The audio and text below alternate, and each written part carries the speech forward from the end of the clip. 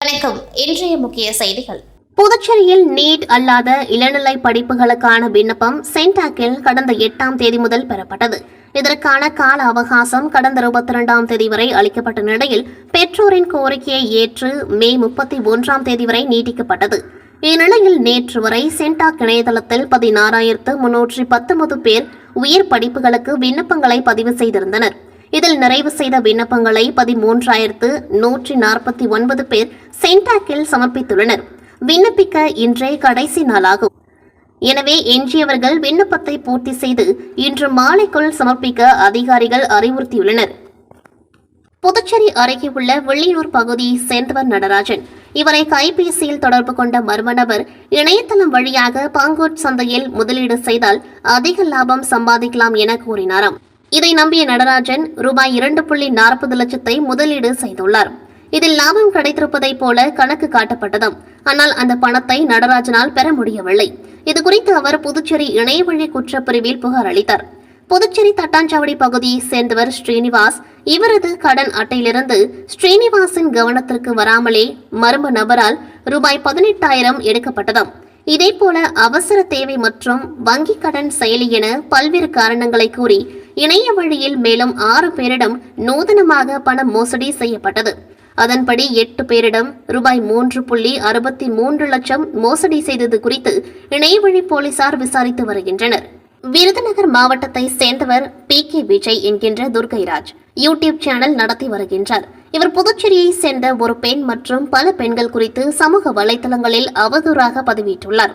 இதுகுறித்து அந்த பெண் அளித்த புகாரின் பேரில் Puducherry cyber crime SP Baskaran உத்தரவின் பேரில் ஆய்வாளர்கள் தியாகராஜன், கீர்த்தி தலைமையிலான போலீசார் வழக்கு பதிந்து மதுரையில் தங்கியிருந்த துர்கைராஜை கைது செய்தனர். பின்னர் நீதிமன்றத்தில் ஆஜர்படுத்தி காலப்பட்டு மத்திய சிறையில் அடைத்தனர். புதுச்சேரியில் 5 மையங்களில் வாக்கு எண்ணிக்கை நடைபெற உள்ளதாகவும் வாக்கு எண்ணிக்கை நடைபெறும் நாளன்று அனைத்து மதுபான கடைகளையும் மூட உத்தரவிட்டுள்ளதாக மாவட்ட ஆட்சியரும் தேர்தல் நடத்தும் அதிகாரியுமான குலோத்துங்கன் தெரிவித்துள்ளார். புதுச்சேரி வழுதாவூர் சாலையில் உள்ள மாவட்ட ஆட்சியர் அலுவலகத்தில் செய்தியாளர்களை சந்தித்த மாவட்ட ஆட்சியரும் தேர்தல் நடத்தும் அதிகாரியுமான குலோத்துங்கன் புதுச்சேரியில் 5 மையங்களில் வாக்கு எண்ணிக்கை நடைபெற உள்ளதாகவும் இதற்காக 1002 அதிகாரிகள் பணியில் அமர்த்தப்பட உள்ளதாக தெரிவித்தார். மேலும் அனைத்து வாக்கு எண்ணும் மையங்களிலும் 3 அடுக்கு பாதுகாப்பு போடப்பட்டுள்ளதாகவும் தெரிவித்த அவர் வாக்கு எண்ணிக்கை நாளான ஜூன் 4ஆம் தேதி அனைத்து வகை மதுபான கடைகளையும் மூட உத்தரவிடப்பட்டுள்ளதாகவும் காலை 8 மணிக்கு வாக்கு எண்ணிக்கை தொடங்கி மாலை 7 மணி வரை நடைபெறும் என்றார். வாக்கு எண்ணும் மையத்திற்குள் தேர்தல் ஆணையத்தால் வழங்கப்பட்ட அடையாள அட்டை உள்ளவர்கள் மட்டுமே அனுமதி வழங்கப்படும் என்றும் ஒவ்வொரு சட்டமன்ற தொகுதிகளிலும் பதிவான வாக்குகள் 3 சுற்றுகளாக வாக்கு எண்ணப்படும் என்றார். மேலும் வாக்கு எண்ணும் மையங்களை சுற்றி துணை ராணுவ படையினர் மற்றும் 800க்கும் மேற்பட்ட போலீசார் பாதுகாப்பு பணியில் ஈடுபட உள்ளார்கள் என்றும் குலோத்துங்கன் தெரிவித்தார். புதுச்சேரி தட்டாஞ்சாவடி பகுதியில் சைக்கிளில் வந்த மர்ம நபர் புல்லட்டை திருடி செல்லும் CCTV காட்சிகளை கொண்டு திருடிய மர்ம நபர் குறித்து தேடி வருகின்றனர்.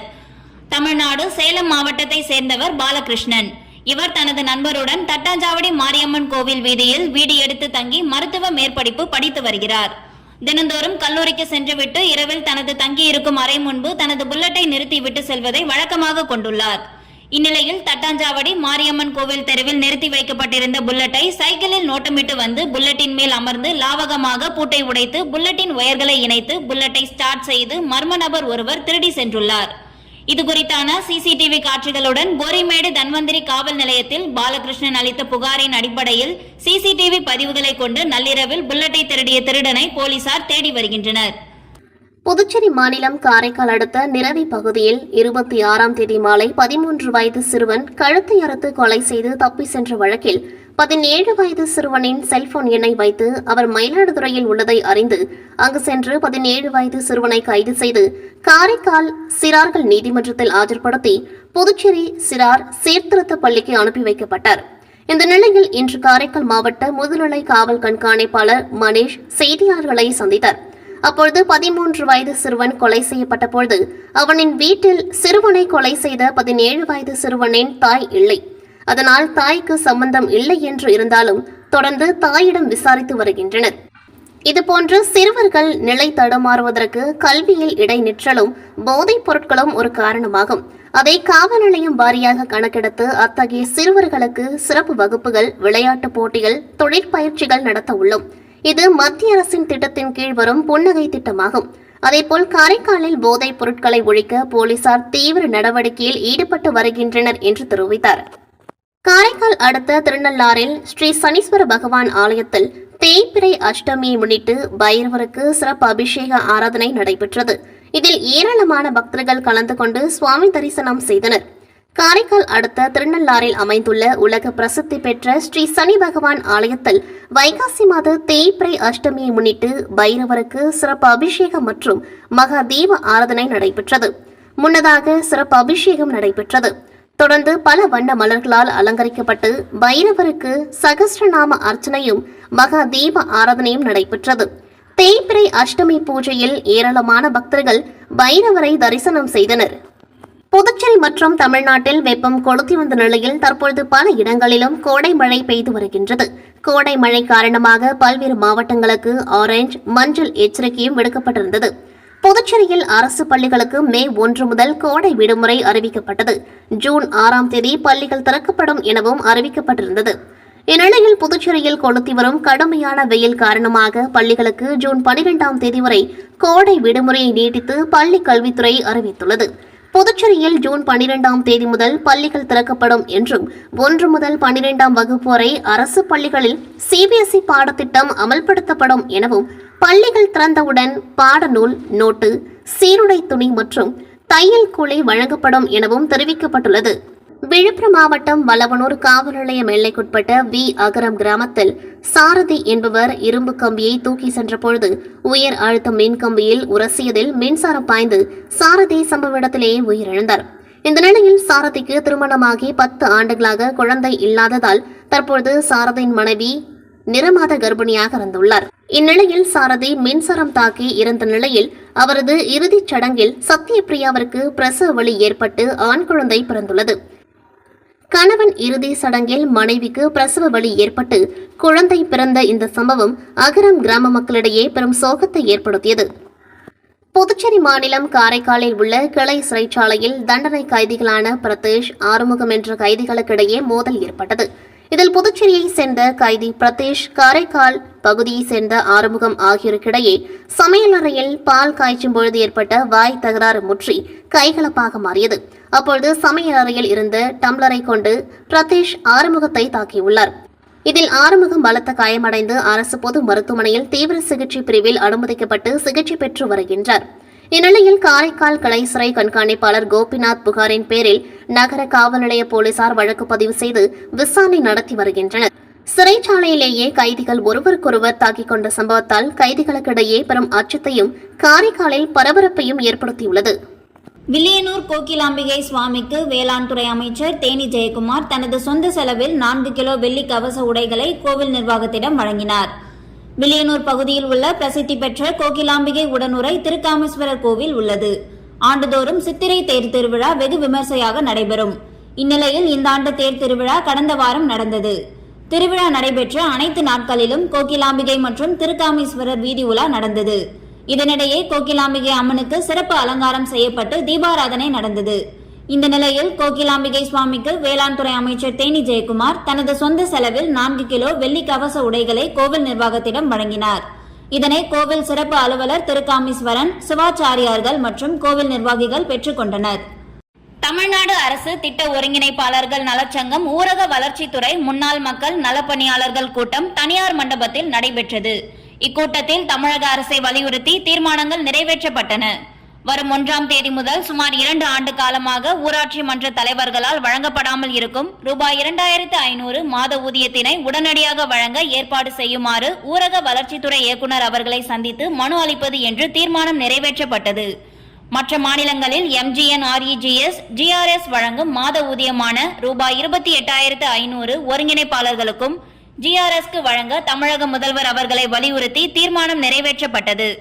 மத்திய அரசு தபால் துறையில் வேலை செய்யும் கிராமப்புற அஞ்சலக ஊழியர்களுக்கு 65 வயது வரை பணி நீடிப்பு செய்துள்ளது போல் கிராமப்புறங்களில் பணிபுரியும் திட்ட ஒருங்கிணைப்பாளர்களுக்கு 65 வயது வரை பணி நீட்டிப்பு செய்து வழங்குமாறு தமிழ்நாடு அரசை வலியுறுத்தி தீர்மானம் நிறைவேற்றப்பட்டது. எம்ஜிஎன் REGS-இல் கூடுதல் பணி வழங்கி தமிழக அரசு வலியுறுத்தி கூட்டத்தில் தீர்மானம் நிறைவேற்றப்பட்டது. இக்கூட்டத்தில் மாநில தலைவர் கந்தவேல், மாநில பொதுச் செயலாளர் நீலமேகம், மாநில பொருளாளர் ராஜராஜ சோழன், மாநில செய்தி தொடர்பாளர் பன்னீர்செல்வம், மாநில மகளிர் அணி தலைவர் செல்வராணி, மாநில ஒருங்கிணைப்பாளர் குமார் கலந்து கொண்டு தீர்மானம் நிறைவேற்றப்பட்டன. உடன் காணை மாவட்ட தலைவர் அண்ணாதுரை, மாவட்ட செயலாளர் மயிலம் ஆறுமுகம், மாவட்ட பொருளாளர் வானூர் எழிலரசன், ஒன்றிய செயலாளர் கள்ளக்குறிச்சி பேரழகன், கடலூர் மாவட்ட கம்மாபுரம் முருகன், பரங்கிப்பேட்டை கண்ணதாசன், புவனகிரி செல்வராஜ், அண்ணா கிராமம் கோபால், சந்தோஷ்குமார், நல்லூர் பன்னீர் பலர் கலந்து கொண்டனர். புதுச்சேரி அடுத்த வில்லியனூரில் இடிக்கப்பட்ட ஆக்கிரமிப்புகளை உடனடியாக அகற்ற வேண்டும் என தொகுதியின் சட்டமன்ற உறுப்பினரிடம் வியாபாரிகள் முறையிட்டனர். இதனையடுத்து அதிகாரிகளுடன் சென்று பார்வையிட்ட சட்டமன்ற உறுப்பினர் சிவா உடனடியாக அகற்ற உத்தரவிட்டார்.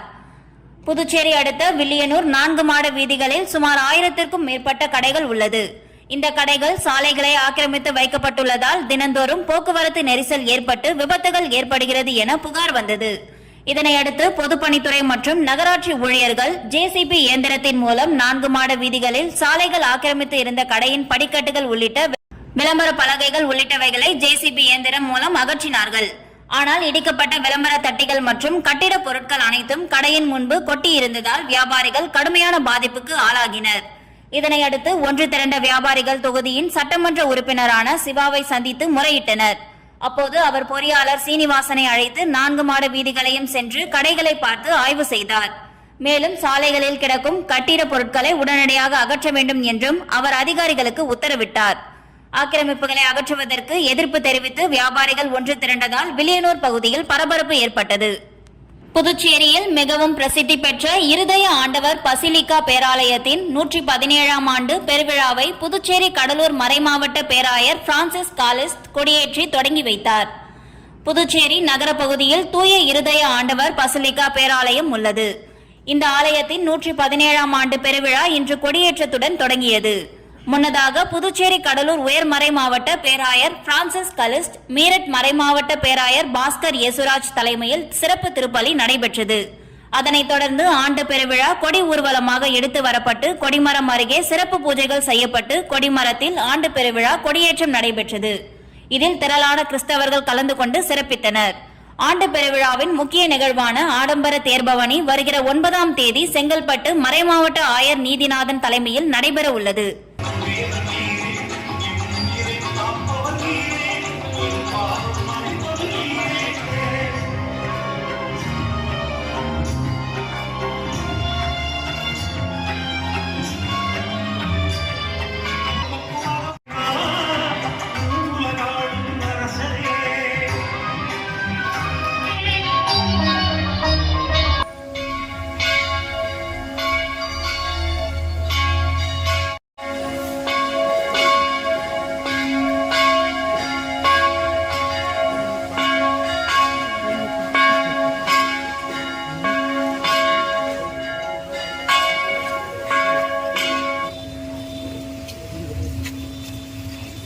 ஆரோவில் அமைப்பின் 67வது நிர்வாக குழு கூட்டம் மற்றும் சர்வதேச ஆலோசனை குழு கூட்டத்தில் தமிழக ஆளுநர் RN ரவி மற்றும் புதுச்சேரி துணைநிலை ஆளுநர் CP ராதாகிருஷ்ணன் ஆகியோர் கலந்து கொண்டனர். ஆரோவில் அமைப்பின் 67வது நிர்வாக குழு கூட்டம் மற்றும் சர்வதேச ஆலோசனை குழு கூட்டம் ஆரோவில் அலுவலகத்தில் இன்று நடைபெற்றது. தமிழக ஆளுநர் RN ரவி தலைமையில் நடைபெற்ற கூட்டத்தில் புதுச்சேரி துணைநிலை ஆளுநர் CP ராதாகிருஷ்ணன், ஆரோவில் நிர்வாக செயலாளர் அமைப்பின் செயலர் ஜெயந்தி ரவி உட்பட நிர்வாக குழு உறுப்பினர்கள் கலந்து கொண்டு ஆரோவில் வளர்ச்சி திட்டங்கள் குறித்து விவாதித்தனர். முன்னதாக ஆரோவில் வந்தடைந்த துணைநிலை ஆளுநரை ஆரோவில் செயலர், விழுப்புரம் மாவட்ட ஆட்சியர், காவல்துறை கண்காணிப்பாளர் மற்றும் நிர்வாக குழுவினர் வரவேற்றனர். புதுச்சேரியில் கோவிலின் பூட்டை உடைத்து அம்மன் கழுத்தில் இருந்த தங்க தாலி மற்றும் உண்டியலில் இருந்த பணத்தை திருடி சென்ற மர்ம நபர்களை போலீசார் தேடி வருகின்றனர். புதுச்சேரி நெல்லித்தோப்பு தொகுதிக்குட்பட்ட KC நகர் பகுதியில் ஸ்ரீ பவானி அம்மன் ஆலயம் உள்ளது. இவ்வாலயத்தை இன்று காலை பூஜை செய்ய கோவில் நிர்வாகி திறக்க வந்தபோது கோவிலின் பூட்டு உடைக்கப்பட்டு இருந்ததை கண்டு அதிர்ச்சி அடைந்த அவர் கோவிலின் உள்ளே சென்று பார்த்தபோது அம்மன் கழுத்தில் அணிவிக்கப்பட்டிருந்த 3 கிராம் தங்க தாலி மற்றும் உண்டியலை உடைத்து பணம் திருடப்பட்டது தெரியவந்தது. தொடர்ந்து திருட்டு சம்பவம் தொடர்பாக உருளையன்பேட்டை காவல் நிலையத்தில் புகார் அளித்துள்ள நிலையில் போலீசார் திருட்டில் ஈடுபட்ட மர்ம நபர்களை தேடி வருகின்றனர். புதுச்சேரி கல்வித்துறை சார்பில் நடைபெற்ற இலவச கோடைக்கால சிறப்பு பயிற்சி முகாமில் பங்கேற்ற மாணவ மாணவிகளுக்கு சான்றிதழ்கள் வழங்கப்பட்டன. புதுச்சேரி பள்ளி கல்வி இயக்கத்தின் ஜவஹர் சிறுவர் இல்லம் சார்பில் குழந்தைகளுக்கான கோடை கொண்டாட்ட சிறப்பு முகாம் கடந்த மே மாதம் 2ஆம் தேதி தொடங்கி 1 மாதமாக நடைபெற்றது. இங்கு பரதம், கிராமியம் நடனம், வாய்ப்பாட்டு, வயலின், வீணை, மிருதங்கம், ஓவியம், கைவினை, கிட்டார், கீபோர்ட், ட்ரம்ஸ், கையெழுத்து பயிற்சி, கேரம், செஸ், இறகுப்பந்து, டேபிள் டென்னிஸ் போன்ற விளையாட்டுகள் மற்றும் டேக்வாண்டோ தற்காப்பு கலை ஆகியவை கற்றுக் கொடுக்கப்பட்டன. 5 மையங்களில் நடைபெற்ற சிறப்பு கோடைக்கால பயிற்சி முகாமில் அரசு மற்றும் தனியார் பள்ளிகளை சார்ந்த 1600க்கும் மேற்பட்ட 6 வயது முதல் 16 வயதுள்ள குழந்தைகள் பங்கேற்று பயனடைந்தனர். இதனைத் தொடர்ந்து இன்று நிறைவு விழாவும் போட்டியில் பங்கேற்ற மாணவர்களுக்கு சான்றிதழ் வழங்கும் விழா ஜவஹர் பால்பவனில் நடைபெற்றது. ஜவஹர் பால்பவன் தலைமை ஆசிரியர் மணிவேல் தலைமையில் நடைபெற்ற விழாவில் சிறப்பு விருந்தினராக பள்ளி கல்வித்துறை துணை இயக்குனர் முனுசாமி கலந்து கொண்டு மாணவர்களை ஊக்குவித்து சான்றிதழ்களை வழங்கி பாராட்டினார். இத்துடன் செய்திகள் நிறைவடைகின்றது. நன்றி, வணக்கம்.